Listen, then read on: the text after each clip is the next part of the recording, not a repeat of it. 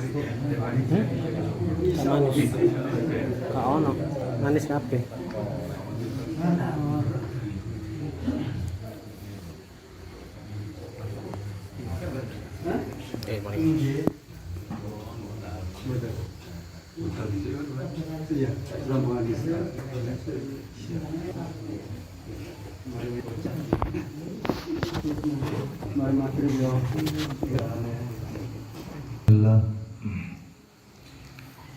Assalamualaikum warahmatullahi wabarakatuh.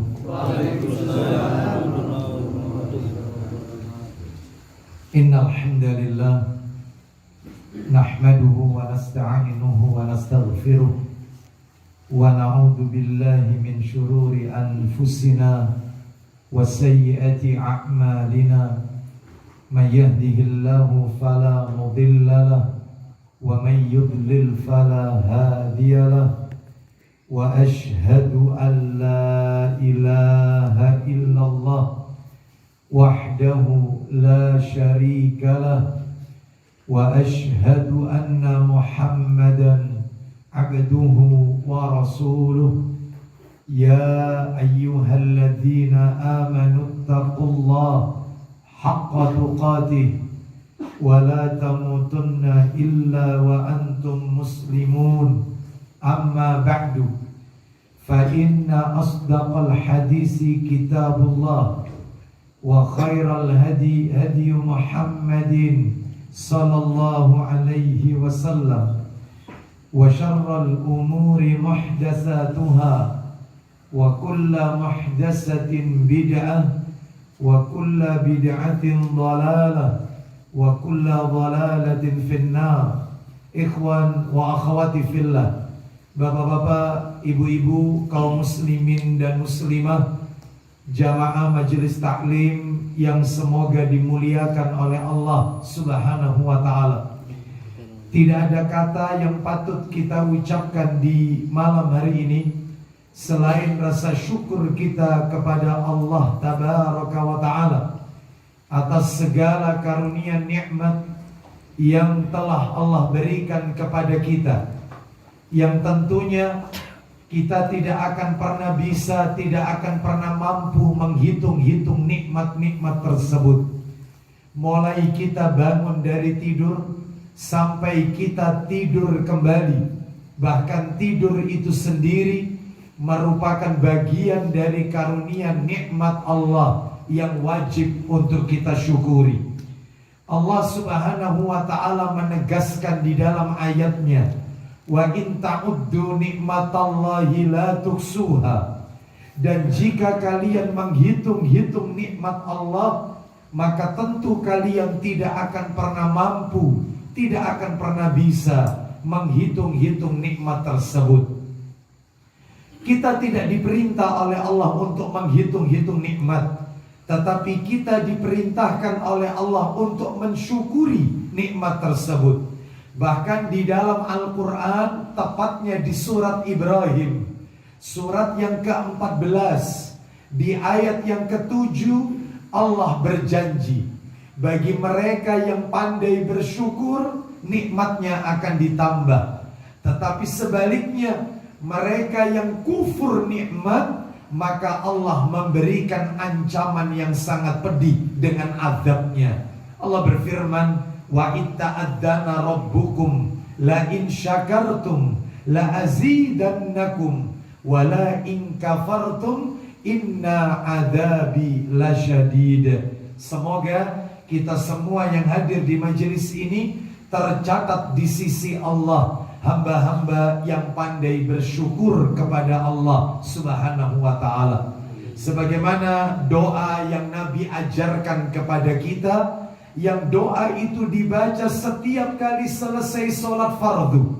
Nabi ajarkan kepada para sahabatnya doa yang berbunyi, Allahumma a'inni ala dzikrika wa syukrika wa husni ibadatika. Ya Allah, tolonglah aku untuk menjadi seorang hamba yang banyak mengingatmu, wa syukrika, banyak bersyukur kepadamu, wa husni ibadatika, dan seorang hamba yang memperbagus ibadah kepadamu. Sekali lagi, semoga kita termasuk di dalam bagian doa-doa tersebut.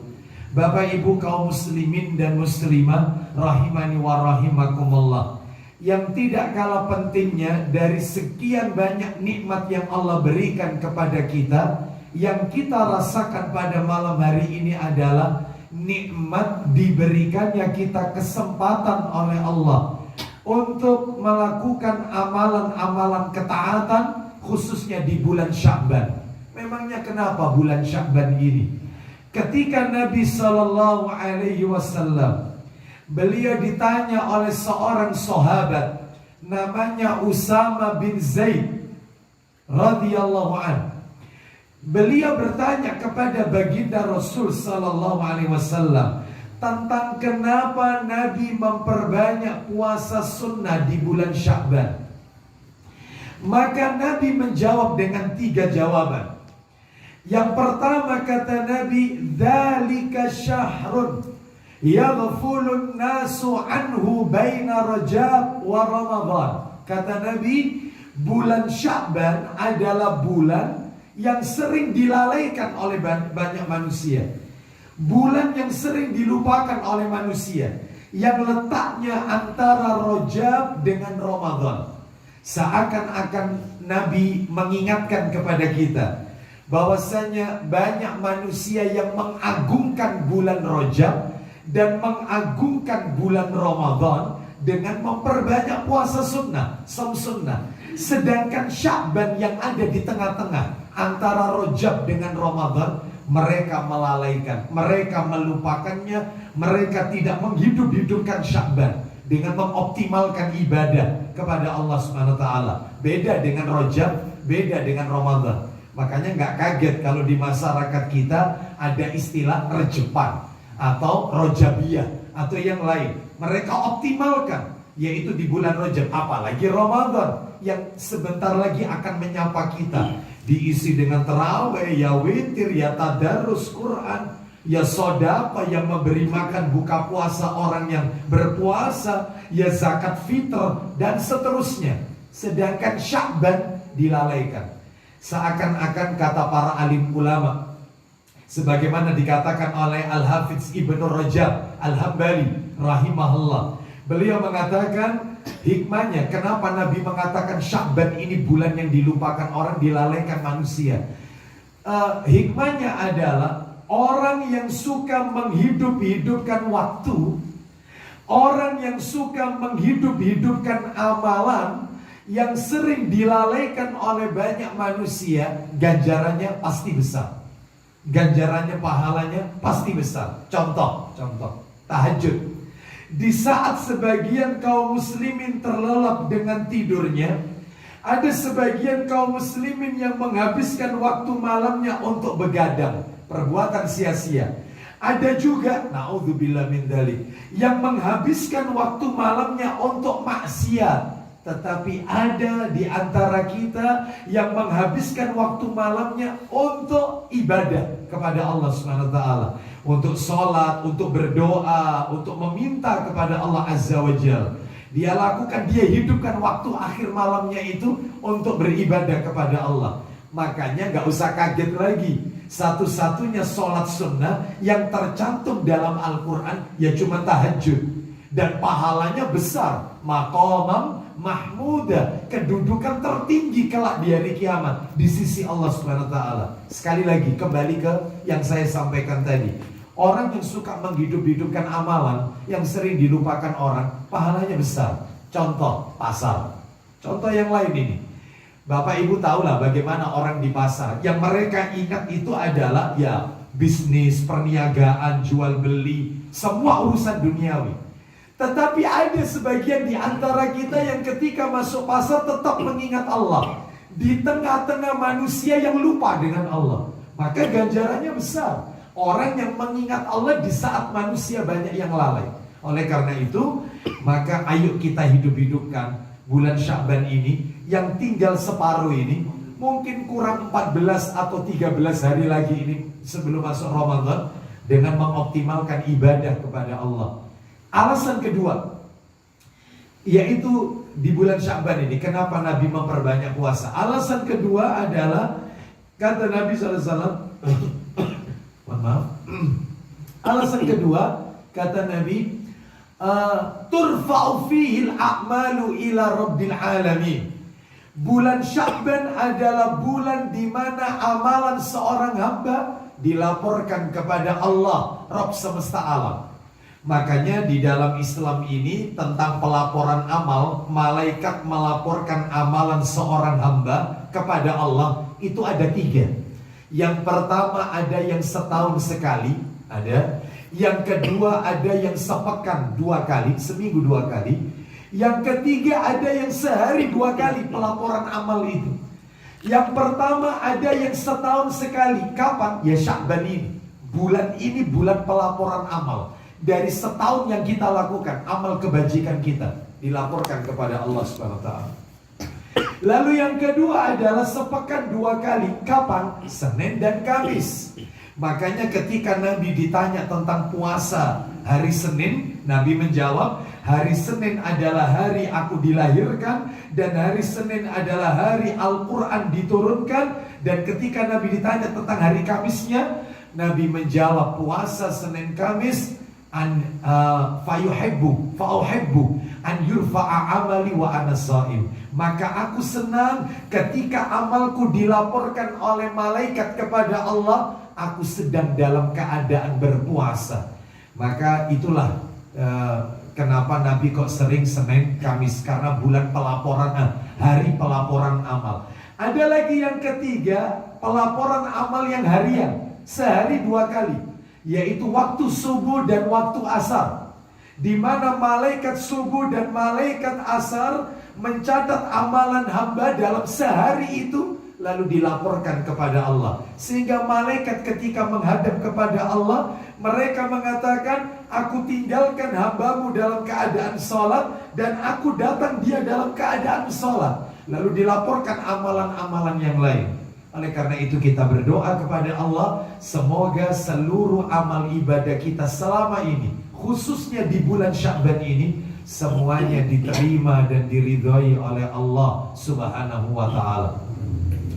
Dan alasan Nabi yang terakhir, kenapa beliau memperbanyak puasa sunnah di bulan Sya'ban, fa'uhibbu an yurfa'a amali wa ana sha'im. Maka aku senang, aku suka ketika amalku diangkat, aku sedang dalam keadaan saum, sedang dalam keadaan berpuasa.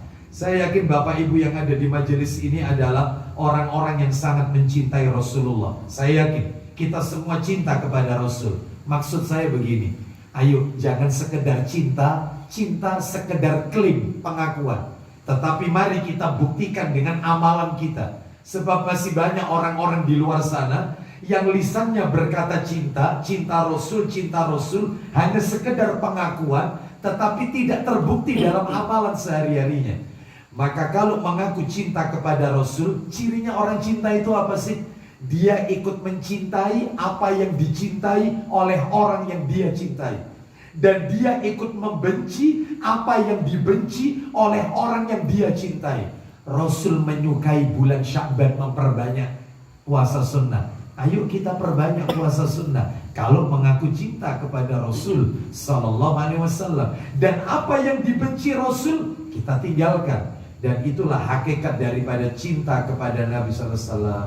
Bahkan katanya para alim ulama, orang itu kalau sudah terbiasa di bulan Sya'ban berpuasa, berarti manfaatnya ada 2. Yang pertama, melatih diri sebelum ketemu Ramadan, sebelum ketemu, yaitu tentang sebelum ketemu perubahan spontan yang akan terjadi nanti di bulan Ramadan. Sebab orang kalau tidak dibiasakan puasa sunnah di bulan Sya'ban, Ramadannya kaget. Makanya dibiasakan saum sunnah. Yang kedua, orang kalau biasa puasa sunnah di bulan Sya'ban, seperti ibadah rawatib. Apa ibadah rawatib itu? Ibadah yang tidak wajib, yang menempel dengan yang fardu, mengiringi dengan yang fardu. Contoh, sholat sunnah rawatib, sholat sunnah yang mengiringi sholat fardu. Ada qobliyah, ada ba'diyah. Kayak duhur, ada qobliyah duhur, ada ba'diyah duhur. Ramadan juga begitu. Ada qobliyah Ramadan, ada ba'diyah Ramadan. Qobliyah Ramadan puasa sunnah di bulan Sya'ban. Ba'diyah Ramadan 6 hari di bulan Syawal. Nah, maka orang yang sebelum Ramadan puasa, setelah Ramadan puasa lagi 6 hari di bulan Syawal, lengkap sempurna sudah, yaitu Ramadannya, karena dia dahului qobliyah dan ba'diyah. Mudah-mudahan Allah memberikan kekuatan kepada kita untuk bisa mengoptimalkan ibadah di bulan Sya'ban yang hampir berakhir ini. Bapak Ibu kaum muslimin dan muslimah rahimani wa rahimakumullah. Malam hari ini kita akan lanjutkan materi kita seperti biasa. Kajian kita setiap tanggal 29. Jika memang tanggalnya ada yang 29 ya, maka kajian kita membahas kitab yang ditulis oleh Imam Adz-Dzahabi rahimahullah, yaitu kitab yang berjudul Al-Kabair, kitab tentang dosa-dosa besar. Dan malam hari ini insya Allah kita akan tuntaskan materi ini, karena dari beberapa kali pertemuan kita, pembahasan tentang muqaddimah, kata pengantar kitab Al-Kabair, malam hari ini adalah poin yang terakhir. Jadi dari muqaddimah itu ada 6 yang kita bahas, 5 sudah kita tuntaskan, tinggal 1 malam hari ini. Apa itu 6 pembahasan itu muqaddimahnya? Yang pertama adalah definisi dosa. Apa itu dosa? Sudah kita bahas ini ya, tidak perlu saya ulang lagi. Yang kedua, dosa dan pembagiannya. Dosa itu dibagi berapa, macamnya apa, dalilnya di mana, itu yang kedua. Yang ketiga, kaidah rambu-rambu cara kita membedakan dosa kecil dan dosa besar. Gimana caranya kita bisa membedakan yang ini dosa kecil, yang ini dosa besar? Ya, Ustadz syirik itu dosa besar. Saya nggak tanya, Ustadz zina itu dosa besar. Bukan itu masalahnya. Kenapa Anda katakan syirik dosa besar? Tidak Anda golongkan dosa kecil? Itu pertanyaannya. Makanya ada rambu-rambunya, supaya kita tahu. Sehingga ketika kita membahas sebuah dosa, yang ini besar, yang ini kecil. Kenapa? Karena ada kaidahnya, ada undang-undangnya, tata caranya, mengkelompokkan, mengklasifikasikan. Dan itu sudah kita bahas waktu itu. Itu materi ketiga. Materi yang keempat adalah indikasi-indikasi, tanda-tanda yang kecil bisa jadi besar. Awalnya dosa kecil, lama-kelamaan bisa jadi dosa besar. Apa indikasinya? Kalau tidak salah waktu itu saya sebutkan 3. Ya, salah satunya dari 3 itu, kalau yang melakukan dosa itu seorang tokoh, ustadz, kiai, ulama. Awalnya dia melakukan dosa kecil, tapi karena dicontoh sama umatnya, maka jadilah dosa jariah, numpuk terus, sehingga menjadi besar. Karena dia panutan umat soalnya. Awalnya kecil.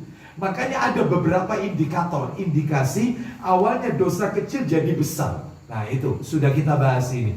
Dan materi yang berikutnya adalah materi yang kelima. Ini yang terakhir, beberapa waktu yang lalu, pertemuan terakhir kita, yaitu dampak buruk perbuatan dosa dan maksiat. Orang itu kalau dikit-dikit maksiat, dikit-dikit berbuat dosa, entah dosa mata, entah dosa telinga, entah lisan, entah tangan, entah kaki, entah dosa hati, dosa nyata maupun dosa yang batin. Dosa dohir itu kan syirik, zina itu dosa dohir. Kalau dosa batin itu sombong, riya, sum'ah, hasad, iri, dengki, takabur, congkak, arogan. Ini semua ini dosa-dosa batin. Nah, apa dampak buruknya orang kalau suka melakukan dosa? Kira-kira apa yang akan menimpa pada dia? Dan ini pun juga sudah kita sampaikan, sehingga hari ini kita akan bahas materi yang ke-6, materi penutup dari muqaddimah, yang insya Allah kalau ini sudah tuntas, berarti kalau Allah pertemukan kita pada kajian berikutnya, insya Allah ketemu Mei, insya Allah. Karena April kita masuk Ramadan, disibukkan dengan tarawih. Dan Mei yaitu pertengahan Idul Fitri. Sedangkan di akhir bulan, insya Allah kalau tidak benturan dengan musola nuansa ubalan ya, maka akan ada kajian tanggal 29-nya. Maka kita nanti itu masuk dosa besar yang pertama, yaitu syirik. Nah, macamnya apa, terus kira-kira di masyarakat kita bentuk-bentuk syirik itu ya apa, kira-kira model-modelnya. Ya, syirik zaman now lebih berat daripada syirik jadul zaman dulu ya. Seperti itu. Nah, itu masuk nanti yang pertama. Kita tuntaskan malam hari ini. Materi keenam. Apa yang keenam? Tips kiat-kiat agar tidak sering-sering melakukan dosa. Apa kiatnya supaya kita tidak sering-sering melakukan dosa? Dikit-dikit dosa, tobat dosa lagi. Habis tobat lagi dosa. Terus begitu, supaya dosa tidak terulang. Apa tipsnya kira-kira? Nah, kiat-kiatnya. Ternyata Bapak Ibu, setelah kita kumpulkan berdasarkan dalil di dalam Al-Quran dan hadis-hadis Nabi SAW, dan juga perkataan para ulama, tips kiat-kiatnya ada 7 Bapak Ibu. 7 kiat agar dosa tidak terulang. 7 kiat agar dosa tidak terus-terusan kita lakukan. Nah, apa saja itu? Yang pertama, yaitu, dan ini disebutkan yang paling utama, ranking 1. Apa dia? Harus menuntut ilmu. Orang kalau tidak punya ilmu, maka jangan harap hidupnya akan selamat. Maka dia akan mengarah kepada kesesatan. Harus menuntut ilmu. Orang kalau tidak menuntut ilmu, maka dia akan berada dalam kesesatan dan dosa-dosa. Karena ilmu itulah yang bisa membedakan mana yang hak, mana yang batil, mana yang ma'ruf, mana yang mungkar, mana tauhid, mana syirik, mana sunnah, mana bid'ah. Semua itu ilmu. Orang kalau tidak belajar ilmu agama, mana mungkin dia bisa tahu ini baik, ini buruk. Nah, harus menuntut ilmu. Thalabul ilm. Ya, Bapak Ibu sekalian rahimani wa rahimakumullah. Sampai-sampai katanya para alim ulama, betapa pentingnya nuntut ilmu ini. Jadi beramal, ya berilmu sebelum beramal. Ya, ilmu dulu baru ibadah. Jangan beribadah dulu baru ilmu. Bukan. Startnya harus ilmu dulu, baru kemudian dia beribadah. Sehingga apapun yang dia lakukan itu ada dasarnya.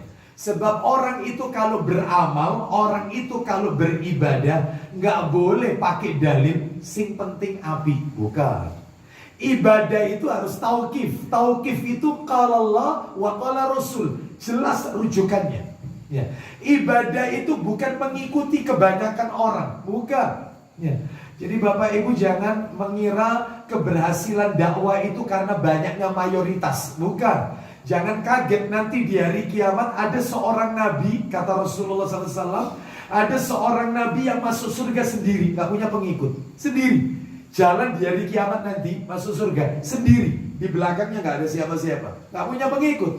Apakah nabi ini gak sukses dakwahnya? Sukses. Karena ukuran kesuksesan dakwah bukan banyaknya pengikut. Karena bukan itu kebenaran ukurannya. Ukuran kebenaran itu sekalipun sedikit, tapi mereka istiqomah di jalan yang hak. Maka itulah yaitu inti daripada suksesnya, yaitu berdakwah. Contoh Nabi Nuh alaihissalam berdakwah 950 tahun, yaitu punya pengikut 9 orang. Berarti rata-rata setiap 100 tahun punya satu. Bayangkan 950 tahun. Bayangkan cuma pengikut 9. Masya Allah ya. Oleh karena itu ini menunjukkan kepada kita pentingnya kita menuntut ilmu sebelum beramal. Punya ilmu sebelum beribadah. Saya tunjukkan betapa pentingnya nuntut ilmu ini. Di antaranya yaitu bisa kita lihat, yaitu perkataan Umar bin Al-Khattab radhiyallahu anhu. Perkataan sahabat Umar bin Al-Khattab radhiyallahu an, riwayat Tirmidzi. Apa kata beliau radhiyallahu an? Ya saya bacakan aja ya. Saya bacakan aja. Yaitu dalam riwayat Tirmidzi, Umar bin Khattab radhiyallahu an berkata, "La yabi' fi suqina illa man qad naffaqaha fid din." Kata beliau radhiyallahu an, jangan berjualan di pasar kami bagi mereka yang gak paham ilmu agama. Jangan berdagang di pasar kami mereka yang tidak punya ilmu agama. Bayangkan Bapak Ibu, urusan dagang saja harus punya ilmunya. Lihat, pedagang kalau gak punya ilmu, berbisnis, berniaga, berjualan gak punya ilmu, satu, akan terjebak riba. Yang kedua, ngurangi timbangan. Yang ketiga, jual belinya terindikasi syubhat. Yang ketiga, jual belinya terindikasi gharar. Ya, belum lagi ada pihak yang didolimi, transaksinya tidak berkah, misalnya itu. Makanya kalau tidak punya ilmu, jangan berdagang, kata Umar bin Khattab. Sebab kalau dia tidak punya ilmu terus berdagang akan menyebabkan kedoliman. Misalnya contoh tentang satu barang dua harga. Ini ada pembahasannya ini. Kalau kontan sekian, kalau dicicil jadinya sekian. Itu ada itu. Gimana kredit emas? Emasnya dikreditkan. Ya. Ada lagi yang trading emas, macam-macam. Makanya orang kalau nggak punya ilmu, jangan terjun jadi pedagang. Katanya ulama, kalau urusan dagang saja disuruh berilmu, apalagi urusan ibadah yang lain. Ya, termasuk puasa Ramadan yang sebentar lagi kita hadapi ini. Nggak punya ilmu, gimana puasa yang benar, sahur yang benar bagaimana? Ya, seperti itu berbuka yang benar bagaimana? Seperti itu terawih yang betul bagaimana? Ya, mengeluarkan zakat fitr itu yang betul bagaimana? Ya, apalagi dikait-kaitkan dengan yang sifatnya kontemporer, yang di zaman Nabi nggak ada, tapi di zaman kita ada. Puasa tapi yang kontemporer. Contohnya, Ustadz, hukumnya orang puasa nanti divaksin, Ustadz. Kayaknya saya nanti divaksin itu pas puasa, Ustadz. Hukumnya gimana? Batal atau tidak? Ustadz, saya ini kena asma, Ustadz. Pakai alat semacam bronchodilator yang disemprotkan ke mulut. Batal atau tidak? Ustadz, saya pakai oksigen. Ustadz, saya donor darah. Ya. Ustadz, saya ketika puasa yaitu diinfus. Sedangkan infusnya yang masuk itu adalah obat, bukan suplemen makanan. Saya disuntik, diinjeksi. Ustadz, saya pakai obat tetes mata. Dulu di zaman Nabi nggak ada yang model-model kayak begini nih. Itu kalau nggak punya ilmu, nggak bisa menyikapi. Makanya startnya harus ilmu dulu. Orang kalau berilmu maka dia akan jauh dari yang namanya dosa. Seperti itu. Ya. Oleh karena itu, lagi saya tunjukkan lagi. Nah, nih disebutkan yaitu oleh Mu'adz bin Jabal radhiyallahu anhu. Saya ambilkan yaitu dari kitab Al-Amru bil Ma'ruf wan Nahyu 'anil Munkar karya Ibnu Taimiyah rahimahullah halaman 15. Apa kata sahabat Mu'adz bin Jabal radhiyallahu anhu? Beliau ini, Mu'adz bin Jabal ini sahabat Nabi. Ya, wafatnya Bapak Ibu masih muda. Wafat usia 33 tahun. Masuk Islam usia 28, masih muda, ya. Tetapi jangan remehkan ilmunya. Satu-satunya dai-nya Rasul, hasil didikannya Rasul yang Nabi utus ke luar negeri untuk berdakwah, ya Mu'adz bin Jabal. Padahal sahabat senior banyak, Abu Bakar, Umar, Utsman, Ali radhiyallahu anhum ajmain. Ini senior semua, tapi tidak diutus ke luar negeri. Mu'adz diutus belajar 5 tahun sama Nabi. Diutus ke negeri Yaman untuk mendakwai penduduk negeri Yaman sehingga semuanya masuk Islam atas hidayah dari Allah Subhanahu wa taala. Ke negeri Yaman. Dan beliau ini punya kebiasaan, Mu'adz ini. Saya cerita sedikit biografi singkat tentang beliau ini. Punya kebiasaan sholatnya mesti 2 kali.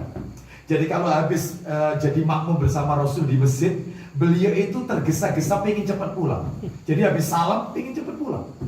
Nabi tanya, ditegur sama Nabi, kenapa kau pengen cepat pulang? Yang lain berzikir, kau pengen cepat pulang. Kaumku di sana menunggu aku, istriku juga nunggu aku. Mereka meminta aku untuk jadi imam. Makanya aku mau pulang ngimami mereka. Kalau begitu kata Nabi, ya sudah, imami mereka. Mesti sholatnya 2 kali. Makanya di zaman Nabi sholat 2 kali itu lumrah, wajar. Jadi makanya bapak-bapak kalau habis dari musola nuansa ubalan pulang ke rumah, istri belum sholat maghrib, ditanya, sudah sholat? Belum. Ya saya tak imam, kamu jadi makmum. Sholat lagi, gak apa-apa. Ya. Cuma kita kan malas ya. Ya Allah, sholat lurus ya. Ini wajar, itu di zaman Nabi dibetulkan, dibenarkan di zaman Nabi. Gak apa-apa. Ya. Lalu terus sholat yang pertama wajib. Lalu terus sholat yang kedua sodako. Ya. Baik, apa kata Mu'adz bin Jabal radhiyallahu anhu? Beliau mengatakan, al-ilmu imamul amal wal amalu tabi'uhu. Ilmu itu pemimpinnya amal, sedangkan amal itu pengikutnya ilmu. Makanya semua harus ilmu. Semuanya harus berilmu. supaya tidak terkena dosa. Contoh lagi, saya bacakan lagi perkataannya Umar bin Abdul Aziz rahimahullah. Umar bin Abdul Aziz rahimahullah. Ini kita bisa lihat dalam Majmu' Fatawa Ibnu Taimiyah rahimahullah ya. Di juz yang kedua halaman 383. Jadi begini kata beliau, man abadallaha bi ghairi ilmin kana ma yufsidu aktsara mimma yuslih. Orang yang beribadah kepada Allah yaitu tanpa ilmu, maka dia lebih banyak merusak daripada memperbaiki. Lebih banyak rusaknya daripada memperbaiki. Bapak Ibu sekalian, rahimani wa rahimakumullah. Mohon maaf ini, ya mau tidak mau harus kita akui. Kita saja, mohon maaf kalau sholat ini ya. Kita sholat itu mesti baca surat Al-Fatihah. Mesti baca surat Al-Fatihah. Surat Al-Fatihah sehari kita baca minimal 17 kali. 17 kali minimal itu, karena subuh 2 rakaat, duhur, asar, maghrib, isya 17 rakaat, tiap rakaat baca Al-Fatihah. Karena rukun ini, rukun sholat. Itu minimal, belum qobliyah, ba'diyah, belum tahiyatul masjid. Semakin banyak Al-Fatihah yang kita baca. Uniknya, di dalam surat Al-Fatihah ini ada kalimat yang berbunyi firman Allah, ihdinas siratal mustaqim. Tunjukilah kami ke jalan yang lurus. Jalan yang lurus yang dimaksud ini jalannya siapa? Ayat berikutnya menjawab, siratal ladzina an'amta alaihim. Jalannya orang-orang yang telah engkau beri nikmat. Siapa orang-orang yang diberi nikmat? Mau tidak mau harus melihat tafsir Ibnu Katsir. Disebutkan di dalam tafsir Ibnu Katsir atau tafsir para ulama-ulama ya, salah satunya Ibnu Katsir, tafsir Ibnu Katsir. Yang dimaksud orang-orang yang diberikan nikmat di sini adalah yaitu Rasul dan para sahabat. Berarti kalau gitu setiap kali kita minta ihdinas siratal mustaqim, tunjukilah kami ke jalan yang lurus, jalannya Rasul dan para sahabat. Yang menarik itu ayat berikutnya. Kita disuruh oleh Allah berlindung dari 2 kelompok manusia. Ghairil maghdubi alaihim waladhdallin. Bukan jalannya orang-orang yang al-maghdub, dan bukan pula jalannya mereka-mereka yang ad-dhallin. Siapa al-maghdub? Yahudi. Siapa ad-dhallin? Nasrani. Kenapa Yahudi dimurkai al-maghdub? Kenapa Nasrani ad-dhallin tersesat? Ya, jadi al-maghdub dimurkai, ad-dhallin tersesat. Al-maghdub Yahudi, sedangkan ad-dhallin Nasrani. Ada ini, sudah saya siapkan. Silakan dibuka ini. Sahih Tirmidzi. Nomornya 2954. 2954. Kita dengarkan. Nabi sudah ada kan? 2900 tadi. Ini kan 2954. Nah, 2954. Ya. Silakan dibaca. Langsung saja orang terakhir sebelum kalimat Rasulullah bersabda. Nah, itu ya. Karena di situ disebutkan banyak orang. Orang Yahudi itu. Sebelumnya Muhammad. ini, mohon maaf. Orang terakhir itu berarti ini. Terus Adi bin Hatim berarti orang terakhir. Sebelum kalimat Rasulullah bersabda. Silakan, Adi. Dari Adi bin Hatim, dari Nabi SAW, beliau bersabda. Apa isi sabdanya? Orang Yahudi adalah orang yang dimurkai. Nah, orang Yahudi itu adalah orang yang dimurkai. Sedangkan Nasrani? Sedangkan orang-orang Nasrani adalah orang yang tersesat. Nah, Yahudi al-maghdub, Nasrani ad-dhallin. Kenapa? Karena orang-orang Yahudi, kenapa kok mereka dimurkai? Karena mereka punya ilmu tapi tidak diamalkan. Itu Yahudi. Mereka mengenal Nabi kita seperti mereka mengenal anak-anak mereka. Dalil. Kita lihat di dalam Al-Quran Al-Baqarah ayat 146. Al-Baqarah 146. Allah berfirman, Al-Baqarah ayat 146. Allah berfirman, alladzina atainahumul kitaba ya'rifunahu kama ya'rifuna abna'ahum wa inna fariqam minhum la yaktumunal haqqa wa hum ya'lamun. Artinya, orang-orang yang telah kami beri Alkitab, yaitu Taurat dan Injil, mengenal Muhammad seperti mereka mengenal anak-anak mereka sendiri. Sesungguhnya sebagian mereka, yaitu Yahudi, menyembunyikan kebenaran. Tahu ilmu tapi tidak diamalkan. Makanya siapa saja di antara kaum muslimin yang dia tahu ilmunya, sering taklim, sering ikut kajian, tapi tidak diamalkan, maka akan masuk golongan ini, menyerupai Yahudi. Makanya ngaji ben tahunnya gak berubah-berubah, Yusik pancet, ya, perilakunya ya masih tetap, padahal kajian sepekan sekali, bayangkan sebulan 4 kali, ya masih tetap seperti itu, tidak ada perubahan. Akhlak sama istri ya masih kasar, sama orang tua ya masih bentak, ya, sama tetangga bermasalah. Loh, mestinya semakin taklim, semakin akhlaknya itu semakin bagus, seperti itu. Ya, baik. Jadi maka ilmunya tidak diamalkan. Seneng nyatet, kalau taklim suka nyatet. Sampai catatannya saya gini, tapi tidak diamalkan.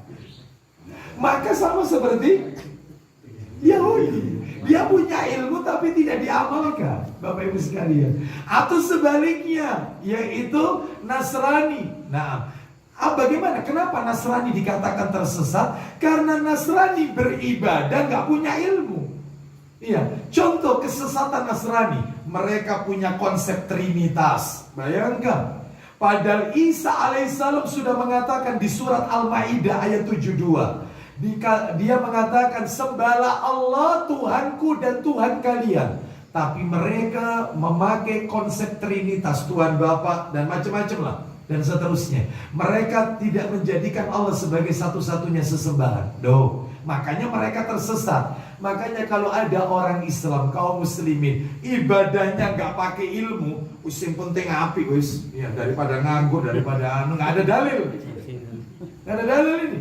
Nggak ada. Ketika ditanya, di mana dalilnya? Ada nggak contoh dari Rasul? Loh ya, saya tahu Ustaz, saya tahu memang nggak ada. Rasul nggak pernah ngajarkan memang nggak ada dalilnya. Tapi kan apa salahnya Ustaz? Iya.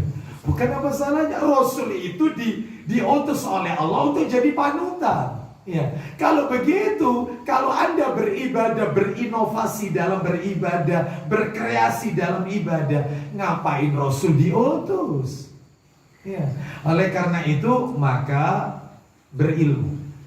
Orang kalau berilmu maka dia tidak akan terkena yang namanya dosa, karena dia sudah tahu mana yang baik, mana yang buruk, mana yang hak, mana yang batil. Baik, jadi ini tips yang pertama, harus menuntut ilmu.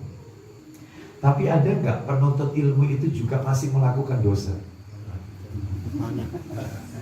Ya, seperti itu. Penuntut ilmu masih melakukan dosa. Banyak.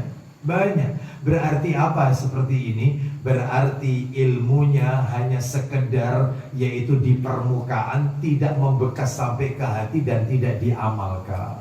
Ya, baik Bapak Ibu sekalian. Kadang-kadang banyak orang nuntut ilmu itu, ya, nuntut ilmu itu cuma seneng rame-rame aja. Ada ya, gerutu. Apalagi Ustadz kibar. Ustadz kibar ini Ustadz terkenal, ya. Misalnya kalau Ustadz kita ya Ustadz Syafiq, Ustadz Khalid, jamaahnya kan banyak, ya. Senengnya itu sama talib, sama Ustadz Syafiq. Wah, gerutu. Ya. Begitu dia, ale apa mau? Sudah. Ada lagi yang lagi ngetren sekarang, taklimnya itu kepingin foto sama ustadznya. Di foto, Ustaz ya. Maksud sama Pak Ustadz Kibar, Ustadz terkenal, ya, Ustadz kita, masya Allah ilmunya. Foto, bukan diambil ilmunya beliau ini, bukan. Foto nanti dikirim status. Loh, ada kajian. Awak dewe iki. Coba fotonya sama, Pak Ustaz sama. Allah kabeh. Masya Allah. Ya. Tetapi tidak diambil ilmunya. Nah itu. Makanya ayo kita belajar untuk menuntut ilmu dan kita amalkan, maka dosa nggak akan dekat. Ya, baik.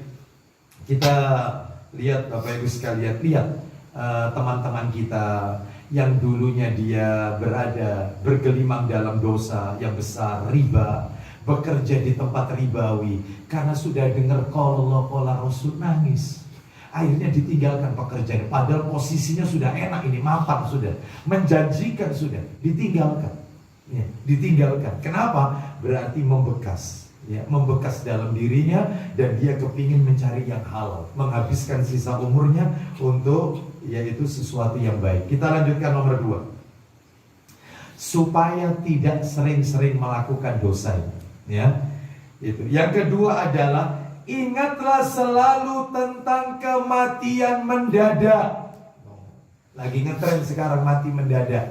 Mati tanpa didahului sakit, mati tanpa didahului sebab, meninggalnya mendadak. Ya. Apa katanya Nabi? Disebutkan di dalam hadis. Sayang kitabnya tidak saya bawa ini. Yaitu di dalam hadis, riwayatnya riwayat At-Tabrani, di dalam kitab Sahih Jami'us Shaghir, hadis nomor 5889, jilid 3, Sahih Jami'us Shaghir. Hadis ini disahihkan oleh Syekh Albani rahimahullah. Yarhamukallah. Kita lanjutkan. Apa sabda Nabi? Nabi mengatakan, inna min amaratis sa'ah an yadhara mautul faja'ah. Sesungguhnya tanda-tanda kiamat, kiamat itu sudah mulai dekat apabila sudah banyak orang yang mati mendadak, mati tanpa sebab, mati tanpa sakit, mendadak meninggal. Dulu-dulu orang kalau meninggal seperti ini, selalu dokter mengatakan jantung. Jantung, dulu. Ya, sekarang keren, bukan jantung lagi. Orang meninggal mendadak masih muda, tidak tua usianya, padahal jaga kesehatan. Sekarang lagi ngetren itu semenjak adanya COVID ini, ada istilah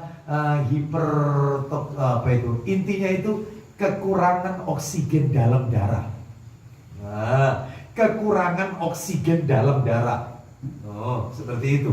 Sampai disuruh beli alat apa itu untuk mengetahui kadar oksigen dalam darah kita. Kalau di atas 90 sekian persen katanya bagus, tapi kalau di bawah mengkhawatirkan. Macam-macam lah. Ya, itu kan medis, tapi menurut hadis bukan itu. Orang kalau meninggal mendadak berarti kiamatnya semakin dekat.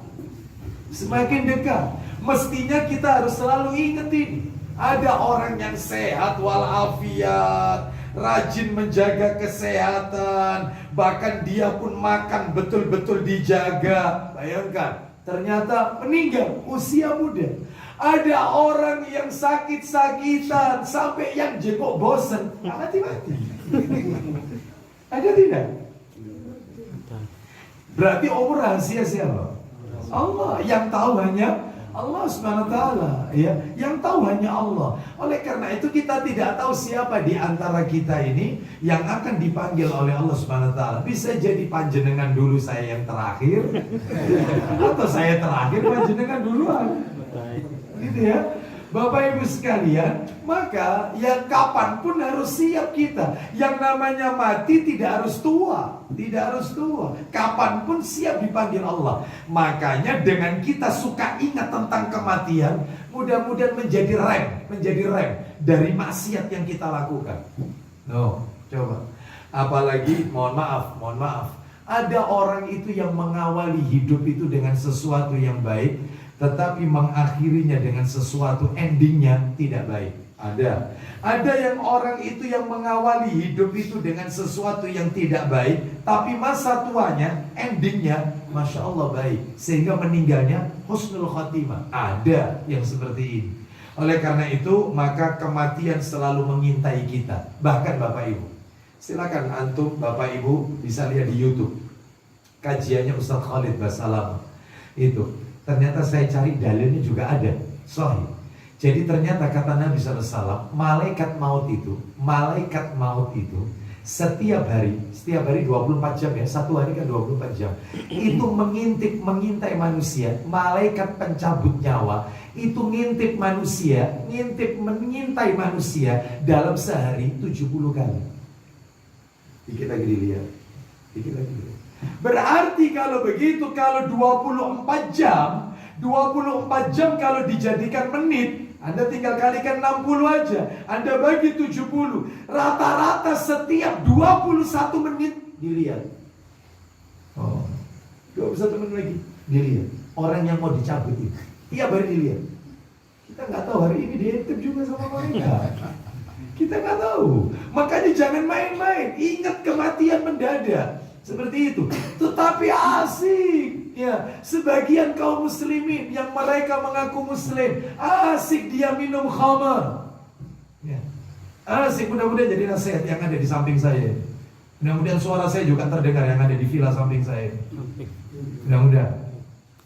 Ya, seperti itu. Ya, jadi asik mereka bernyanyi, asik mereka yaitu minum khamar, asik dia membiarkan orang berzina. Bayangkan, dia mendapatkan uang-uang dari hasil zina.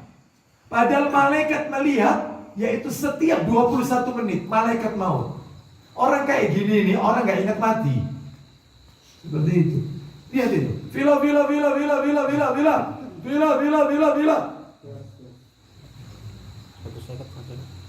Ayo, ada di sini ya? Nggak ada kan? Hanya. Nggak di sini yang hadir. Ada kok. Ada. Yang hadir nggak ada. Bila. Tanya, apa tanya? Buku nikahnya. Mana buku nikah? Tanya. Enggak. Yang penting oleh fulus. Betul tidak? Iya. Seperti itu. Ya, hati-hati. Ya, hati-hati. Malaikat mengintai terus. Kita tidak tahu umur kita sampai kapan. Ya, seperti itu. Jangan berbuat dosa. Maka orang kalau ingat mati, maka akan menjadi rem ya dari maksiat yang dia lakukan. Maka kalau orang terus-terusan mabuk, terus-terusan berzina dan seterusnya, berarti dia nggak ingat mati, dia merasa hidup selama-lamanya. Baik, ya kita doakan mudah-mudahan dapat hidayah dari Allah Subhanahu wa taala. Kita lanjutkan yang ke berapa sekarang? Tiga. Yang ketiga, Bapak Ibu sekalian, rahimani wa rahimakumullah. Sebentar, saya tambahkan untuk dalil yang nomor 2 itu. An-Nisa, saya tambahkan An-Nisa, surat An-Nisa. Ayatnya 78. Mari kita dengarkan surat An-Nisa ayatnya 78. An-Nisa 78. Ainama takunu yudrikkumul mautu walau kuntum fi burujim musyayyada. Lihat, apa kata Allah SWT? Dimanapun kamu berada, kematian akan mendapatkan kamu, kendati pun kamu berada di dalam benteng yang tinggi dan kokoh. Meskipun dia sembunyi, tetap akan menghampirinya. Ya, baik. Sekarang yang nomor 3, tipsnya nomor 3. Ingat, setiap dosa pasti akan dihisap oleh Allah SWT. Semuanya akan dihisap, dimintai pertanggungjawab oleh Allah SWT. Mana dalilnya? Dalilnya yaitu disebutkan di dalam Al-Quran surat 15 ayat 92. Surat 15 itu surat apa? Betul, sahih, Al-Hijr. Ayatnya 92, Al-Hijr 92. Fawarabbika lanas'alannahum ajma'in. Maka demi Tuhanmu kami pasti akan menanyai mereka semua. Semua akan ditanya oleh Allah. Semuanya akan dihisab.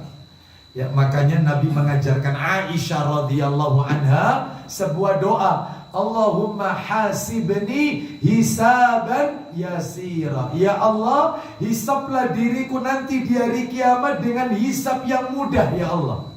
Sebab orang itu nanti di akhirat, Pak, orang itu nanti di akhirat, ibu-ibu, itu ada 4 tingkatan. Ada 4 tingkatan. 4 tingkatan. Yang pertama, ada orang itu yang masuk surganya tanpa hisab dan tanpa adab. Bi ghairi hisab wala adab. Riwayatnya Bukhari Muslim. Jumlahnya terbatas. Ada 70.000 orang. Kata Nabi. Dan dalam satu riwayat Nabi minta tambahan. Riwayat Imam Ahmad itu, Nabi minta tambahan. Akhirnya Allah berikan tambahan. Kan awalnya 70.000 orang. Maka yang 70.000 orang ini tentunya akan habis dengan para sahabat-sahabat Nabi. Maka Nabi minta tambahan. Sama Allah diberikan tambahan. Luar biasa. Katanya Nabi setiap 1000 dari 70.000 itu, berarti kalau 70.000 kan berarti seribuannya ada 70. 1000. Berarti ada 70. Setiap 1000 ini di bawahnya 70.000 lagi. 70.000 70.000. Nabi minta tambahan. Riwayatnya sahih. Oh, mudah-mudahan kita termasuk di dalamnya. Cuman ada cirinya.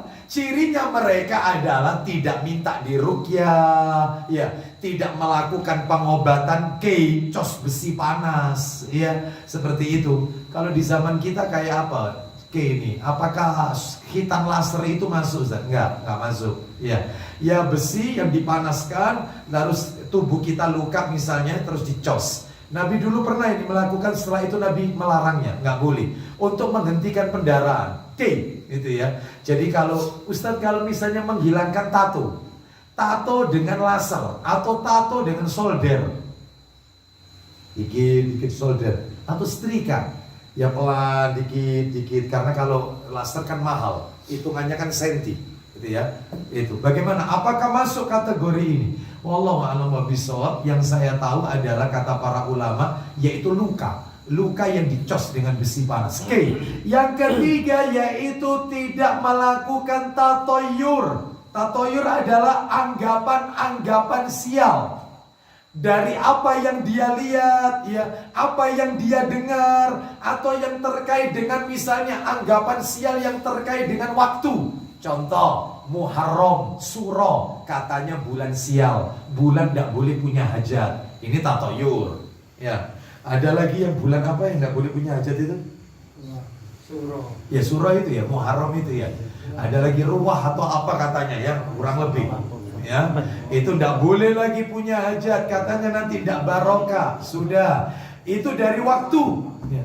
Ada lagi, makanya dulu di zaman jahiliyah, Aisyah radhiyallahu anha pernah mengatakan begini. Ketika di zaman Nabi Aisyah pernah mengatakan demikian. Tazawwajani Rasulullah sallallahu alaihi wasallam fi Syawal wa banani fi Syawal. Aku dinikahi oleh Rasulullah di bulan Syawal dan hidup serumah tangga denganku di bulan Syawal. Kenapa Aisyah kok menyebutkan terus-menerus Syawal? Kenapa? Karena orang Arab jahiliyah dulu meyakini Syawal itu bulan sial di zaman waktu itu, sehingga mereka tidak mau punya hajat di bulan Syawal. Maka Nabi menikahi Aisyah di bulan Syawal. Untuk apa? Untuk menepis pemahaman orang-orang kafir jahiliyah, supaya mereka yaitu tidak terus-menerus bergelimang dengan kesirikan tatoyur ini. Lah kita, ya jatuhnya bulan sial itu menurut anggapan masyarakat kita bukan Syawal, tapi Suro. Makanya panjenengan kalau punya hajat, letakkan di bulan Suro untuk menepis masyarakat. Sekalian hajatannya Suro tanggal 13 sekalian juga. Ya, karena mereka beranggapan angka 13 itu juga angka sial. Makanya di perumahan-perumahan nggak ada rumah nomor 13, semuanya 12A. 12A, dia di perumahan-perumahan nomor 12, sampingnya mestinya 13 kan, ini enggak, 12A. Itu, seperti itu, nggak ada. Apalagi di hotel, lift, ada lift lantai 13, ada lift lantai 4, nggak ada. Dari 3 lompat ke 5, dari 12 lompat ke 14, maaf, ke 15, menghindari angka 3 dan 4, hotel. Karena mereka berkeyakinan ini sial. Nah, sedangkan kita tidak mengenal, Ahlussunnah tidak, semua angka baik, semua tanggal baik, semua hari baik, semua bulan baik. Jadi nggak perlu keyakinan seperti ini. Contoh lagi, misalnya apa yang didengar, suara burung di tengah malam, katanya berarti ada tetangga yang meninggal. Itu, ya, kejatuhan cicak, apa katanya? Apel. Siap, seperti itu. Gigi atas kalau patah maka harus ditanam ke bawah. Kalau gigi bawah yang patah maka harus dilempar ke atas. Gentengan gitu ya, supaya tidak hujan-hujan celana dalam ditaruh di. Karena ada yang kayak begini, pakai lombok, pakai apa, nolak hujan. Yang kayak begini tatoyur yang seperti itu. Maka ini harus ditinggalkan, ya. Seperti itu, apalagi terkait masalah kehamilan. Wah, banyak tatayur dalam masalah kehamilan. Wanita hamil nyimpan peniti, nyimpan gunting supaya janinnya tidak diganggu oleh syaitan. No, wanita hamil tidak boleh lihat orang yang jelek, nggak boleh. Apalagi cacat, nggak boleh. Ya, apalagi kalau lihat mesti pegang perutnya sambil ngucapin apa itu? Amit amit. Kira-kira kalau denger orangnya marah itu, marah lah. Nggak boleh seperti ini. Ya, nanti ketika hamil dibacain surat Yusuf, dibacain surat Maryam. Kenapa? Supaya kalau anaknya lagi ganteng seperti Nabi Yusuf, kalau lahir perempuan cantik seperti Maryam. Ya lihat bapak ibunya. Kalau bapaknya ganteng, ibunya cantik, kurang lebih seperti itu. Makanya Nabi mengatakan, nikahi wanita itu karena kecantikannya, untuk perbaikan. Tetapi itu bukan jaminan ternyata. Jaminannya itu ya karena agama, karena akhlak ibadahnya. Itu. Baik, jadi tatoyur. Terus yang keempat, mereka bertawakal. Nah ini tingkatan nanti di akhirat yang pertama. Jadi ada orang nanti di hari kiamat masuk surganya nggak pakai diperiksa, nggak pakai mendapatkan adab, set langsung surga. Jumlahnya tadi itu sudah saya sampaikan tadi. Ciri-cirinya sudah saya sampaikan tadi. Yang nomor 2, lah ini agak turun dikit. Ada orang nanti di hari kiamat yang masuk surganya harus diperiksa dulu catatan amalnya, alias dihisab. Makanya Nabi ngajarkan doa kepada Aisyah radhiyallahu anha tadi, Allahumma hasibni hisaban yasira. Hisablah diriku ini dengan hisab yang mudah. Jadi diperiksa dulu sholatnya, zakatnya, puasanya, hajinya, semuanya diperiksa, amalan-amalannya. Setelah itu dia tetap masuk surga, karena ternyata pemberat timbangan amal kebajikannya lebih berat daripada timbangan dosanya. Masuk surga. Lah yang ketiga, na'udzubillah, turun derajatnya.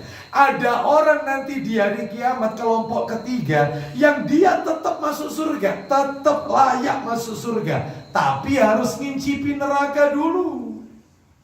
Harus diadab dulu untuk dicuci dosa-dosa yang pernah dia lakukan, terutama dosa yang kaitannya dengan hakul adami, hak-hak anak Adam. Ngambil uangnya orang, korupsi, mendolimi orang, ngambil makan hartanya anak yatim, makan hartanya fakir miskin. Ya diadab dulu. Berapa lama? Wallahu a'lam. Tapi layak tetap masuk surga. Masuk surga. Kenapa? Karena imannya. Makanya kitabnya tidak saya bawa tadi, Sahih Muslim. Nabi mengatakan nomor 154, Sahih Muslim 154. Kata Nabi, yaitu ada orang itu yang dikeluarkan dari neraka selama dia pernah mengucapkan la ilaha illallah, meskipun itu hanya selevel biji gandum. Terus kemudian Nabi bilang akan dikeluarkan dari neraka orang yang di hatinya ada la ilaha illallah meskipun hanya seberat beras. Terus Nabi bilang lagi, akan keluar dari neraka orang yang di hatinya masih ada la ilaha illallah meskipun selevel debu yang kalau kita pegang gak terasa ini. Ustadz, sebentar, ada biji gandum, ada beras, ada debu. Berarti maksudnya orang itu tambah menipis, imannya tambah menipis. Itu kenapa? Ya karena maksiat. Makanya iman itu bisa naik, bisa turun. Menurut ahlu sunnah, al-imanu yazidu wa yankus. Yazidu bit-ta'ah wa yankus bil maksiyah. Iman bisa bertambah karena ketaatan, dan iman bisa drop, menipis sampai seberat debu, ya karena dosa maksiat. Tapi tetap layak masuk surga karena dia pernah baca syahadat, masih ada kalimat tauhid. Katanya ulama, berarti Ustadz kalau begitu berarti imannya masih melekat, masih, tapi levelnya tipis karena banyaknya dosa. Iya, berarti orang itu tidak pernah melakukan perbuatan yang membatalkan keislaman. Iya, jadi dosanya semakin banyak, banyaknya dosa menipiskan kadar imannya tadi. Dosa yang dilakukan bukan dosa pembatal keislaman. Maksudnya dia tidak pernah syirik, ya, dia tidak pernah syirik menyekutukan Allah. Zina, zina, khomer ya khomer, sudah. Durhaka kurang ajar dengan orang tua dia lakoni, sudah. Judi ya judi, syirik enggak. Maka imannya masih ada, tapi tipis karena banyaknya dosa. Makanya layak masuk ke surga. Lah yang nomor 4, kelompok keempat, na'udzubillah min dzalik, summa na'udzubillah min dzalik, yaitu golongan yang keempat, orang nanti di hari kiamat yang dia masuk neraka khalidina fiha abada, kekal permanen, tetap, tidak mungkin keluar. Siapa orangnya? Cuma 3. Penduduk neraka yang kekal abadi, permanen. Sampai-sampai kata Allah dalam Al-Quran diibaratkan, yaitu seperti tidak mungkinnya onta masuk ke lubang jarum. Apa bisa onta masuk ke lubang jarum? Gak bisa. Seperti itulah 3 orang ini masuk ke surga. Gak akan mungkin. Siapa 3 orang itu? Penduduk kekal, permanen, gak mungkin keluar dari neraka. Tetap selamanya, gak mungkin keluar, gak mungkin masuk surga. 1 kafir, 2 musyrik pelaku syirik, 3 munafik. Ini 3 orang ini. 3 orang ini. Nah, itu Bapak Ibu. Nanti masalah munafik kita akan bahas nanti kesempatannya, itu dosa nomor 2 itu nanti setelah syirik. Jadi Bapak Ibu sekalian, ini menunjukkan itu. Ustadz, saya kok pernah dengar cerita ada Ustadz bilang begini dalam ceramahnya itu. Nanti di hari kiamat seorang anak nuntut bapaknya, bapak ibunya sudah di surga, anaknya masuk neraka. Si anak nuntut, ya Allah, saya masuk neraka ini gara-gara orang tua saya tidak mengajari saya. Maka orang tuanya yang sudah enak-enak di surga dikeluarkan oleh Allah, dimasukkan ke neraka, mengikuti anaknya karena tidak berhasil didik anaknya. Benar Ustaz? Salah. Dusta, nggak ada ceritanya dari surga keluar masuk neraka, nggak ada. Yang ada itu dari neraka masuk ke surga. Jadi jangan dikibuli oleh hadis-hadis hoax, hadis riwayat Facebook, hadis riwayat WA, ini hadis riwayat Instagram ini.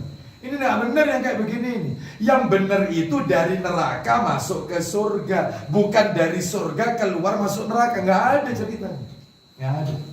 Ya, jadi jangan terkecoh, hati-hati dengan dongeng-dongeng seperti ini, dusta ini semua ya.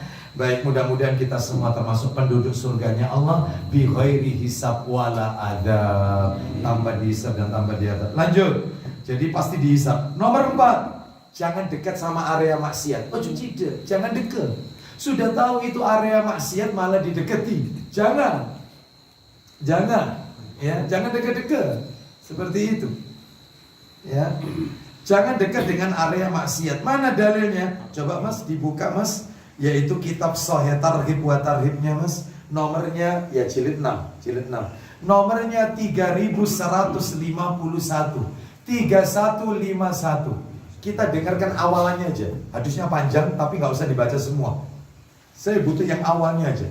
Ya, insya Allah Bapak Ibu pernah mendengar hadis ini. 3151. Ketemu ya? Silakan Mas dibaca. Dari mana dulu hadis itu? Silakan. Ada. Dari Abu Sa'id Al-Khudri radhiyallahu anhu bahwa Nabi sallallahu alaihi wasallam bersabda, apa isi sabdanya? Silakan. pada umat sebelum kalian terdapat seorang laki-laki yang telah membunuh 99 jiwa. Nah, Bapak Ibu pernah dengar hadis ini? Jadi dulu, di zaman dulu Bani Israel ada orang. Sampai situ aja Mas. Insya Allah Bapak Ibu semua sudah pernah dengar ini ya. 99 orang. Oh bayangkan ya. Lalu dia bertanya kepada yaitu rahib Yahudi, pendeta Yahudi. Dia mengatakan, aku sudah bunuh 99 orang. Apakah masih ada kesempatan untukku pintu taubat?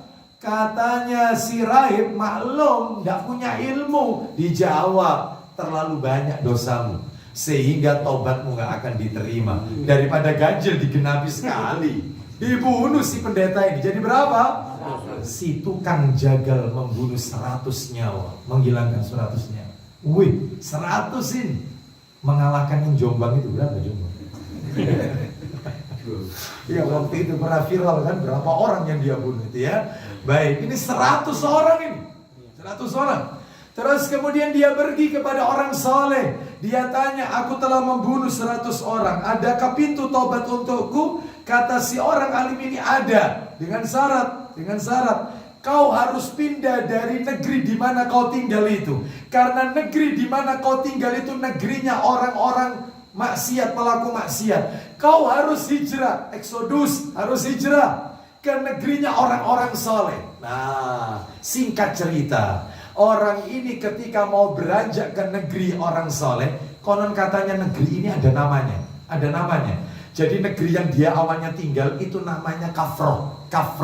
Sedangkan negeri yang mau dia kunjungi namanya Nasroh. Makanya Nasroh artinya pertolongan. Maka ketika dia akan sampai, belum sampai, akan sampai ke negeri itu, keburu ajal.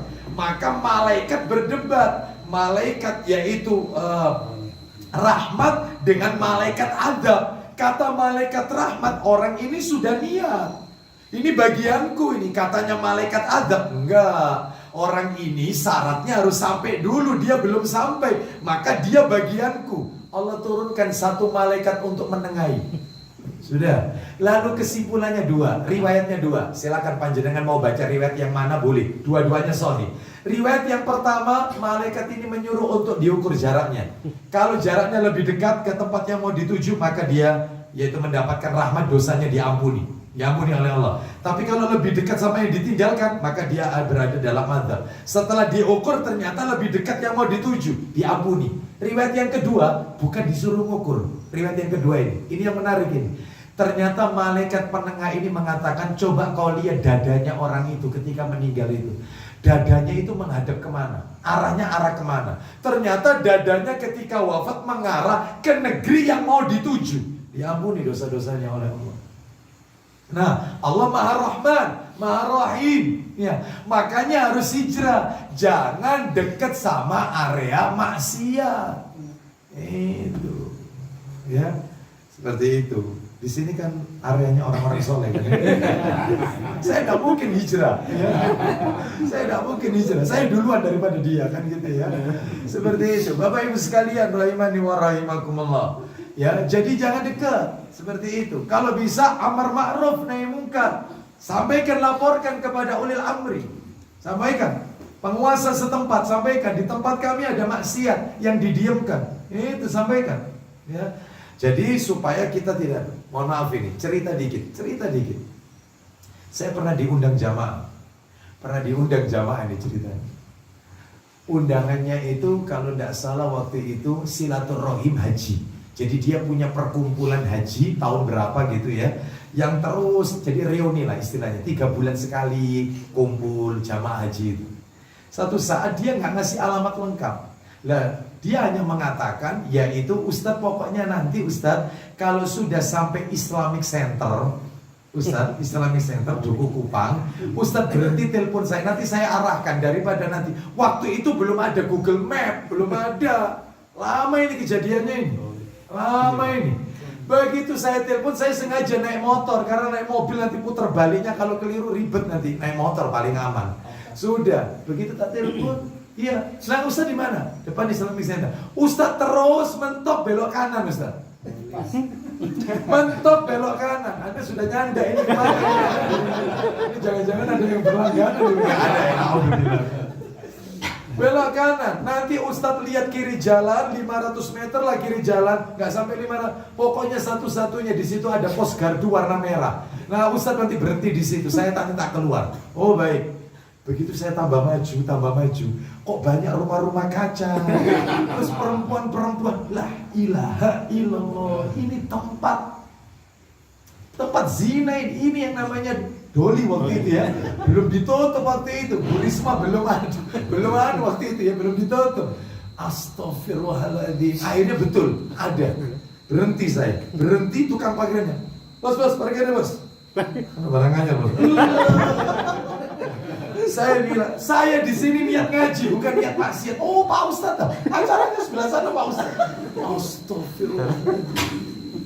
Begitu saya ketemu orangnya, Anda tinggal di sini. Iya. Anda punya anak? Ya punya Ustadz. Punya putra, punya putri Ustadz.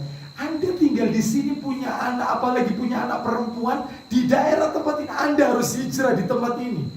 Bagaimana mungkin Anda setiap hari dengar musik, Anda keluar rumah lihat wanita, buka-bukaan aurat. Terus gimana ya haji Anda? Insya Allah mabrur Ustaz. Ya kayak begini nih. Ya, harus pindah tempat dari area maksiat. Sebab kalau tidak, maka itu akan mengundang dosa mata, dosa. Sudah. Seperti itu. Makanya hati-hati ya. Tidak boleh berada di satu lokasi yang di situ adalah maksiat. Jangan dekat dengan area maksiat. Lanjut yang nomor 5. Jangan salah mencari teman. Oh iya, selektif kalau cari konco. Harus selektif. Termasuk teman kajian.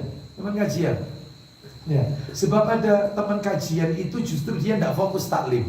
Ini orang temennya taklim nyadet gitu ya, taklim. Ini temennya dikit-dikit nunjukkan. Gila, sing wingi. Real Madrid. Nanti buka lagi, temennya nyadet gitu juga. Sehingga nggak fokus. Ya, ada tak orang tanya kepada saya, Ustadz, saya kalau saya diginikan terus sama teman sebelah saya waktu taklim, dia mau nunjukkan apa? Jadi Ustadz nggak bisa tenang dia ini. Boleh nggak Ustadz saya mengucapkan A'udzubillahi minasyaitonir. Boleh nggak kira-kira? Boleh nggak? Bapak Ibu sekalian, dia jangan ya, doakan, nasihati dia bahwasanya menuntut ilmu harus fokus ya, dan dengarkan, resapi, dan kalau bisa diamalkan ya, berupaya untuk diamalkan semaksimal mungkin ya. Baik, jadi jangan salah mencari teman. Mana dalilnya? Silakan dibuka Ustaz. Ayo dibuka Mas. Nomornya, saya target jilid 5 ya. Nomornya agak ke belakang, 3064, 3064, 3064. Ayo. Mau jam 9 nih.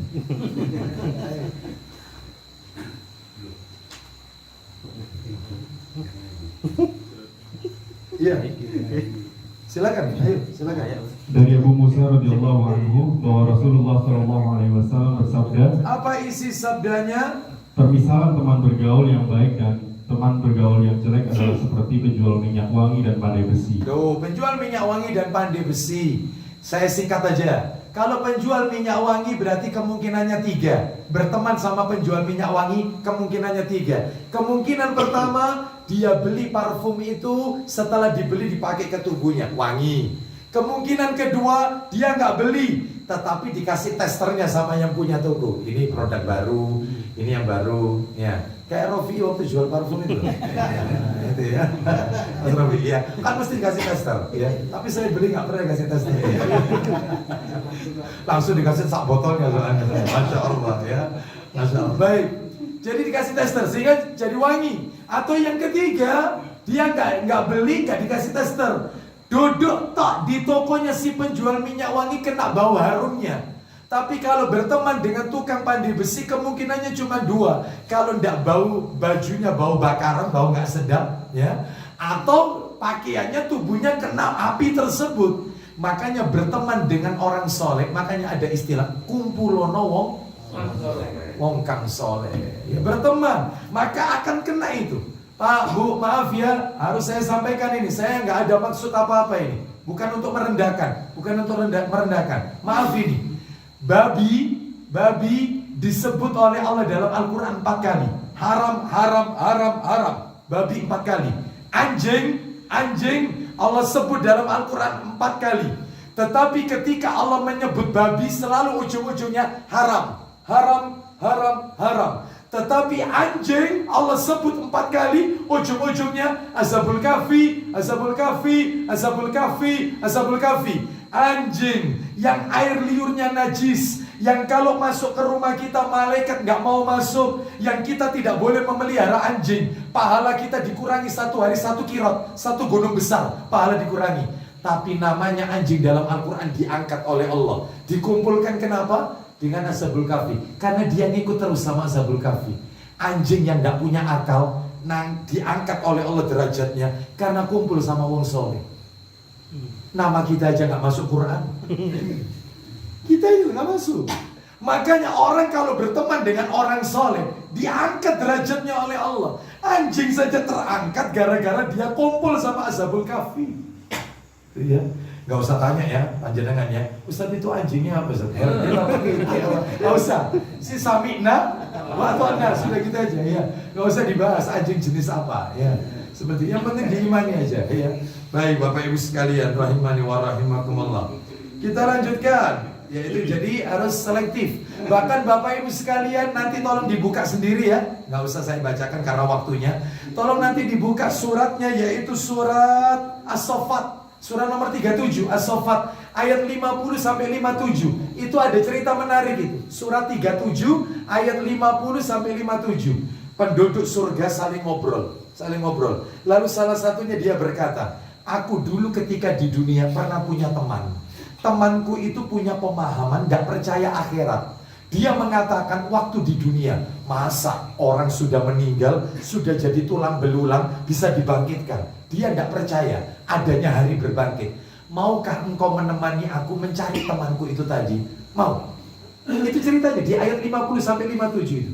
Ketika mencari, ternyata ditunjukkan oleh Allah temannya ini ada di tengah-tengah neraka. Allah tunjukkan, tengah-tengah neraka. Lalu kemudian kata si temannya yang masuk surga ini, untung aku tidak mengikuti pemahamanmu. Andai kata aku mengiyakan mengikuti pemahamanmu waktu itu yang gak percaya hari kiamat, niscaya nasibku bukan di sini tempatnya, tapi bersamamu. Coba, makanya hati-hati selektif mencari teman, hati-hati. Ya, apalagi sekarang banyaknya maraknya si A atau apa. Waduh, ya mereka pandai bertakia dan seterusnya. Hati-hati, ya hati-hati, harus selektif. Kita lanjutkan yang nomor 6. Tinggal satu lagi kita akhiri. Menjaga diri dari makanan dan minuman yang haram. Ya tolong, mengkonsumsi yang halal-halal saja. Saya tanya, yang halal sama yang haram lebih banyak mana? Halal. Yang halal. Yang haram itu dikit. Kenapa cari yang haram? Gitu. Seperti itu. Minum minuman yang halal, jangan yang haram. Ya. Makanya katanya para ulama, ya, bahkan bukan kata para ulama, itu hadis itu. Orang yang di dunia suka berzina, maka nanti di hari kiamat dia nggak akan dapat bidadari. Nah, orang yang di dunia suka minum khamr, maka di hari kiamat dia tidak akan pernah merasakan lezatnya khamr di surga. Sebab di surga itu ada khamr, ada sungai khamr, sungai susu, sungai madu dan sungai air. Yang 4 sungai ini mata airnya di Firdaus. Firdaus itu bukan nama surga. Firdaus bukan nama surga. Firdaus itu nama tempat yang letaknya di bawah arusnya Allah. Kalau Jannatul Naim, Darussalam, Jannatul Ma'wa, ini nama-nama surga. Sedangkan kalau Firdaus bukan nama surga, tempat tertinggi di bawah arusnya Allah. Yang di dalamnya ada 4 sungai yang mengalir sungai itu ke surga-surga yang ada di bawahnya sampai level ke bawah. Orang kalau suka minum khamar gak akan dia menikmati yaitu lezatnya khamar di surga. Allah Akbar. Ya, baik. Tolong dalilnya yaitu dalam hadis riwayat Muslim. Nomor terakhir, penutup 7, jika dosa terulang lagi, ulangi taubat. Toh apa ini dosa lagi, taubat lagi. Dosa lagi, taubat lagi. Mana dalilnya? Penutup ini. Silakan dibuka Sahih Tauhid nomor 3140. Yaitu jilid 6, jilid 6. Jilid 6. 3140. Ya, 3140 awal-awal 3140. Ya, kita akhiri kajian kita. Ini adalah dalil yang terakhir.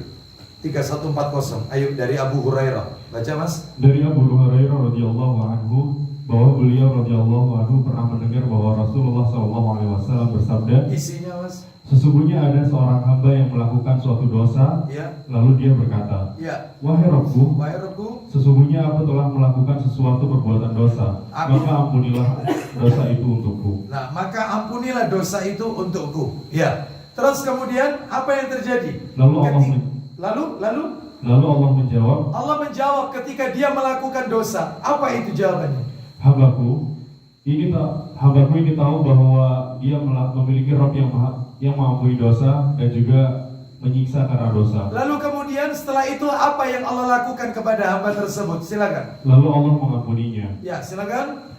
Kemudian waktu berlalu sesuai dengan kehendak Allah. Kemudian si hamba terjerumus ke dalam perbuatan dosa yang lain. Terus akhirnya diampuni lagi. Dosa lagi diampuni lagi. Intinya jika dosa berulang maka ulangi taubat. Terus bertobat. Kenapa? Terakhir Nabi pernah mengatakan, Innallaha azza wa jal la yakbalu taubatal abdi ma lam yughargir. Sesungguhnya Allah pasti menerima taubat seorang hamba selama ruhnya belum sampai di kerongkongan. Jadi kalau roh sudah sampai di tenggorokan, maka ditutup oleh Allah Subhanahu wa taala. Ya, sudah tidak ada kesempatan taubat. Ya, makanya mumpung ruh belum sampai di kerongkongan, perbanyak taubat kepada Allah. Perbanyak istighfar. Di pasar istighfar, di masjid istighfar, di kantor istighfar, di perjalanan istighfar. Karena apa? Kalau kita sering minta ampun, kita nggak tahu kapan kita akan dipanggil. Mungkin di jalan, mungkin di rumah, mungkin di pasar, mungkin di masjid. Maka terus minta ampun terus kepada Allah. Wallahu a'lam bishawab. Demikian apa yang bisa kami sampaikan. Semoga menjadi tambahan ilmu yang bermanfaat. Masih banyak sebenarnya yang ingin perlu kami tambahkan, namun karena waktu yang tidak memungkinkan, insya Allah kita akan sambung pada kesempatan-kesempatan yang akan datang. Saya tidak buka tanya jawab karena waktunya nanti bertambah malam. Sudah pukul 9 ini ya. Baik, jadi insya Allah kita akan bicarakan dosa besar yang pertama pada pertemuan yang berikutnya. Demikian untuk materi ini, karena sudah tuntas mukadimah, saya akan share ke Pak Yoyo mungkin, dan atau mungkin yang lain, mungkin Mas Rofi'i atau yang lain. Saya share melalui bentuk PDF sehingga nanti bisa di-share ke jamaah dan bisa di-copy dan bisa diperbanyak, lengkap dengan dalil-dalilnya nanti ya. Baik, karena materinya sudah tuntas. Kita tutup. Wassallallahu ala nabiyyina wa ala alihi washabihi wasallam. Subhanakallahumma wa bihamdika asyhadu an la ilaha illa anta astaghfiruka wa atubu ilaik. Wa akhiru da'wana anil hamdulillahi rabbil alamin. Assalamualaikum warahmatullahi wabarakatuh.